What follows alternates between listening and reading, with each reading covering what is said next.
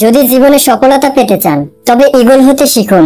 সেই ঈগল যে বৃষ্টিকে এড়িয়ে মেঘের উপর দিয়ে উড়ে চলে যায়।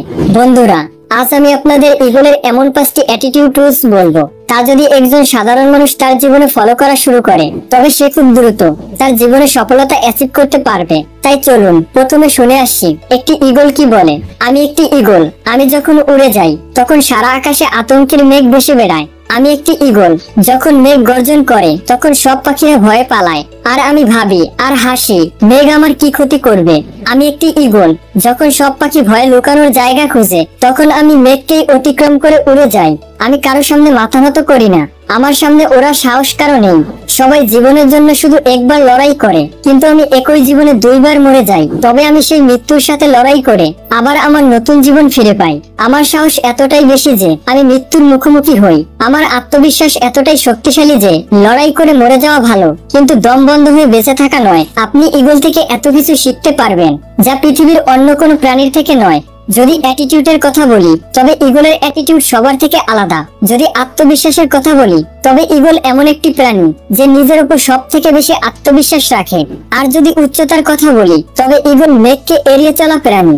আজ এই ভিডিওটিতে আমি ঈগলের এমন 5টি অ্যাটিটিউড রুলস বলতে যাচ্ছি যা আপনার অ্যাটিটিউড, থটস এবং মেন্টালিটিকে পরিবর্তন করে আপনাকে একজন সফল মানুষ হিসেবে দাঁড় করিয়ে দিবে। তাই অবশ্যই ভিডিওটি শেষ পর্যন্ত দেখুন।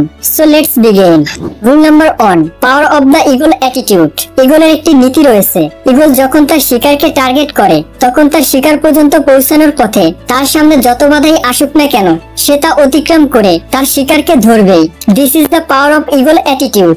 এমন অ্যাটিটিউড যে মানুষের মধ্যে রয়েছে সে তার গোলকে অ্যাচিভ করবেই, কারণ ঈগলের অ্যাটিটিউড এমনই হয় এবং ঈগল তার অ্যাটিটিউডের জন্যই সব পাখিদের রাজা। সে যে কোনো পরিস্থিতিকে নিজের অনুকূলে ব্যবহার করে এবং তার শিকারকে অ্যাচিভ করে। তাই নিজের লক্ষ্যের জন্য ঈগলের মতো অ্যাটিটিউড তৈরি করুন আর আপনার গোলকে অ্যাচিভ করুন। Rule number 2, they know their standards. ঈগলকে কখনো কি কাকের মতো দল বেঁধে উড়তে দেখেছেন? দেখেননি, কারণ দল বেঁধে তারাই চলে যারা একা চলতে ভয় পায়। ঈগল কখনো একা চলতে ভয় পায় না। ঈগল একা থাকতে পছন্দ করে এবং ঈগল সবার উঁচুতে উড়ে। ঈগল সাইলেন্স থাকে, কিন্তু তবুও ঈগলের ক্ষমতা সব পাখিরা জানে। ঈগল কখনো অন্যদের সাথে মিশে না, কারণ সে তার স্ট্যান্ডার্ডস কে মনে রাখে। কেউ আপনার পাশে থাকুক বা না থাকুক, আপনার স্ট্যান্ডার্ডস কে মনে রাখতে হবে। আপনার শিকার আপনাকেই করতে হবে, আপনার স্বপ্ন আপনাকেই পূরণ করতে হবে। এতে কে আপনার পাশে থাকলো কে চলে গেল তাতে কিছু যায় আসে না, কিন্তু আপনাকে বুঝতে হবে যদি কারোর সাথে চলতে হয় তবে কখন, কিভাবে, কার সাথে চলতে হবে, কারণ আপনার সফলতার যাত্রা আপনাকেই চালিয়ে যেতে হবে। Rule number 3, fighting in blood. যখন একটি ঈগলের 40 বছর হয়ে যায় তখন তার জীবনে দ্বিতীয়বার বেঁচে থাকার জন্য লড়াই করতে হয়। তার পাখা এতটাই ভারী হয়ে যায় যে সে উড়তে পারে না। তার নখ এতটাই লম্বা হয়ে যায় যে সে শিকার করতে পারে না।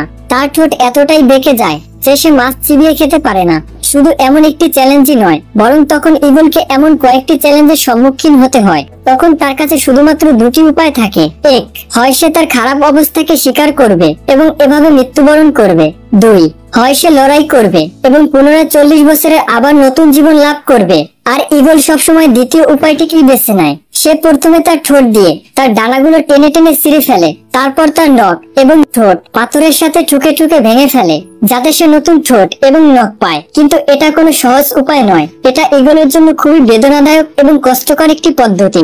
এরপর ঈগলের 6 মাসের মধ্যে নতুন ডানা, নতুন ঠোঁট এবং নতুন নখ গজায়, যা থেকে ঈগল পুনরায় আগের মতো শিকার করতে পারে আর নতুন জীবন শুরু করে। তাই বন্ধু, জীবনে লড়াইকে কখনো ভয় পাবেন না, কারণ লড়াই একটা নতুন জীবন, সম্মান এবং সফলতা এনে দেয়। সুতরাং আপনার লক্ষ্যের ওপর, আপনার স্বপ্নের ওপর প্রতিনিয়ত পরিশ্রম করে যান, লড়াই করে যান।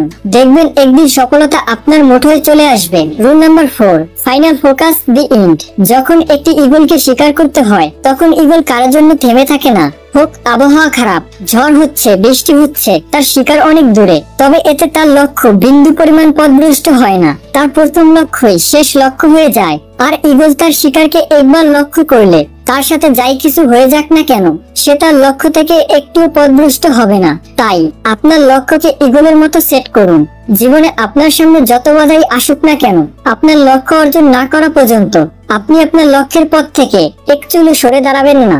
রুল নাম্বার 5, দি উইনার মাইন্ডসেট। একটি ঈগলের মাইন্ডসেট থেকে শেখার অনেক কিছু রয়েছে। আপনি নিজে একটু চিন্তা করুন, যেখানে মেঘের গর্জনে সব পাখিরা ভয়ে পালায়, সেখানে ঈগল মেঘকেই এড়িয়ে উপরে চলে যায়। ঈগলের মানসিকতা এটাই বলে, পৃথিবীতে এমন কোনো চ্যালেঞ্জ নেই যা আপনাকে থামাতে পারে, যা আপনাকে হারাতে পারে।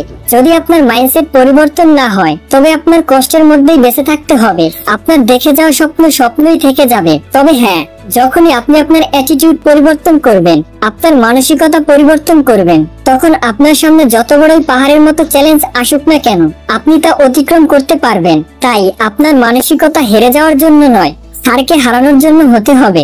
হার জিত দুটি ভিন্ন কথা, তবে লড়াই না করে হারকে মেনে নেওয়া একটি ভুল কথা।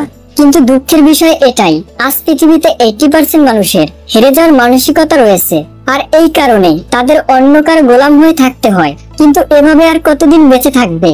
অন্যের গোলাম হয়ে 100 বছর বেঁচে থাকার চেয়েও ভালো আপনার মধ্যে সেই মানসিকতা তৈরি করা, যেই মানসিকতার সাথে ঈগল একই জীবনে 2 বার বেঁচে থাকে। তাই বাঁচতে হলে একজন রাজার মতো, একজন নবাবের মতো, একজন সফল মানুষের মতো বাঁচুন, কোনো ভয় ছাড়া, কোনো ডর ছাড়া, কোনো হার ছাড়া।